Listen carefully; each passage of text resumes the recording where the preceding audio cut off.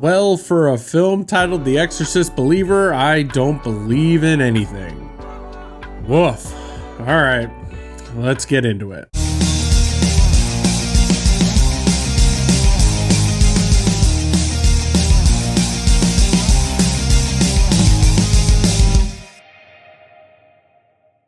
Hey movie fans, I'm Matt, and today we're looking at Exorcist Believer, starring Leslie Odom Jr., Lydia Jewett, Olivia O'Neill, directed by David Gordon Green. David Gordon Green, known for his most recent work on the Halloween trilogy, took on the daunting task of revitalizing the Exorcist franchise. Now, I feel like I have to establish a baseline here so you can hopefully better understand my thoughts, but David Gordon Green is not a bad director.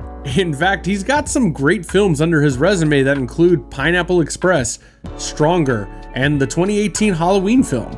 And look, we can have a discussion about his take on the Halloween films, but you can't deny that those films were successful at the box office. And riding this wave of success, Universal and Blumhouse Productions acquired the Exorcist distribution rights for a staggering, hold your breath, $400 million.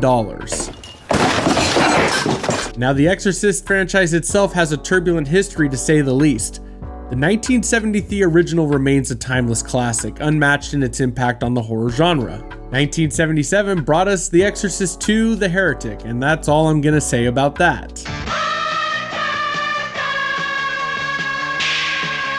And surprisingly, the 1990 Exorcist 3 film is actually a pretty good movie in its own right, and I still want to see the director's cut of that film. The early 2000s brought us two different Exorcist films, in Exorcist the Beginning and Dominion, prequel to The Exorcist, which are essentially two different cuts of the same film. I think that's fair to say. And lastly, the short-lived Exorcist TV show has been hailed as fantastic, but I have yet to see it. Look, the point I'm trying to make here is that this hasn't been an easy franchise to tackle.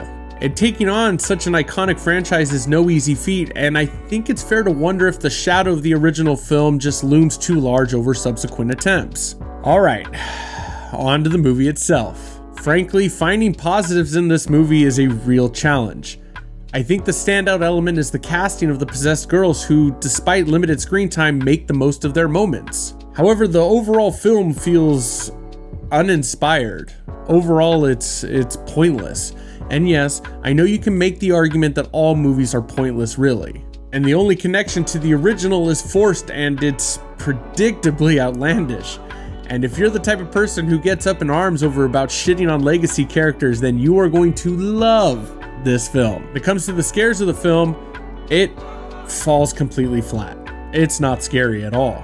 Typical horror tropes are employed, and the movie lacks any genuine bone-chilling fear that one would expect from an Exorcist film. Look, when nothing in a horror film is scaring my wife, that's my telltale sign of it truly being not scary. And I feel like I have to say this is the purest definition of a missed opportunity here. Honestly, I just don't know how this went so wrong. I mean, it's like David Gordon Green and Danny McBride. Yes, that Danny McBride sat down, smoked a joint, and said, "What's better than one possessed girl? Two!" The possession plot somewhat mirrors the original film, but the take in this film just doesn't seem to translate well. The backstory is left to the viewer's imagination, which isn't a bad thing, especially coming from a parent's perspective, but I think that in part lies the problem. Because this movie is crowded with characters who you don't care about at all.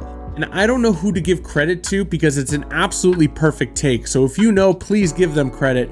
But the actual exorcism itself is a team up of religious Avengers, and I don't think I've laughed harder at a comment. And I think one of the core themes of all possession films, including the original Exorcist, is the exploration of faith and sacrifice. And unfortunately, Exorcist Believer fails to effectively convey these themes, lost amidst the sea of underdeveloped characters. Now, I don't want to just completely shit on this the whole time. I want to give a little bit of credit where it's due, but the film manages to create two uneasy moments that I enjoyed, both involving kind of background characters.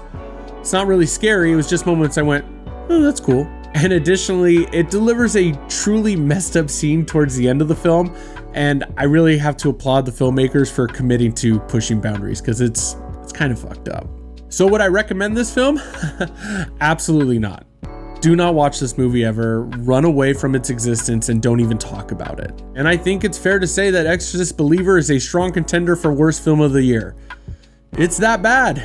It just feels like this movie never had its footing to begin with, and that could be possibly because David Gordon Green finished up Halloween and went straight into The Exorcist, and who knows how much time really went into developing the story here. But don't worry, movie fans, because a sequel is already planned for 2025, because when you spend $400 million for movie distribution rights, you better get to making movies to try and recoup some of that money. Even though I don't like this one and I'm not recommending it, I always encourage you to watch the film and form your own opinion though.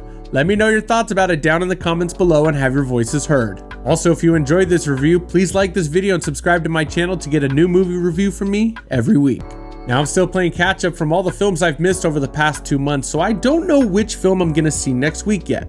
Really kind of depends on the theater schedule and my schedule, but there will be a review one way or another. So thanks again for watching, and I'll see you guys at the theaters next week.